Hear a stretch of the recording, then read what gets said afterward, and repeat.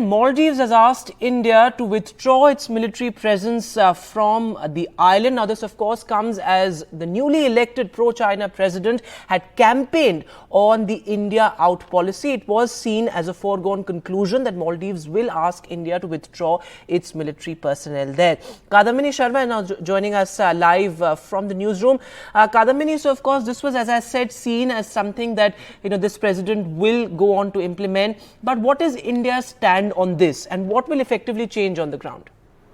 Well, first of all, there are not many. The numbers of the soldiers are not many. There are barely 70 soldiers who are supposed to be operating India-sponsored radars and surveillance systems. There are some warships which actually help Maldives patrol their own special economic zone, exclusive economic zone. And India's soldiers have been present there for several years now. But recently, we have seen that it was made a point by opposition to beat the government about this, and the demand was for the government to ask India to remove the Indian soldiers. So our sources are telling us that when Minister Rijiju made a courtesy call with President Muizzu, then this fact was brought up, and now we are learning through our sources that the two governments will discuss the whole issue, and there will be some workable solutions for continued cooperation through use of these platforms. Now, these platforms are there, the aircraft are there, but what is most important here is that we have to understand how these platforms or how these aircraft, Indian aircraft and soldiers who are positioned there, they work. Now, this is something which I am telling you now is on record in a briefing said by the spokesperson of Ministry of External Affairs.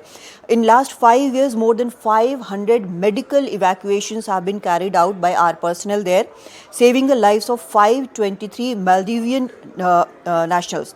Of these, 131 evacuations were carried out this year itself.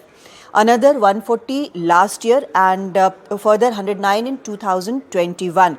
Now, more than 450 multifaceted operations had been carried out to safeguard the maritime security of Maldives itself. So, these are the things which Indian personnel there are doing, and these are the things which help actually Maldives. So, there is an expectation that there will be some a workable solution. We just have to see how the government, the new government sits with it, given the situation, given the tilt towards China.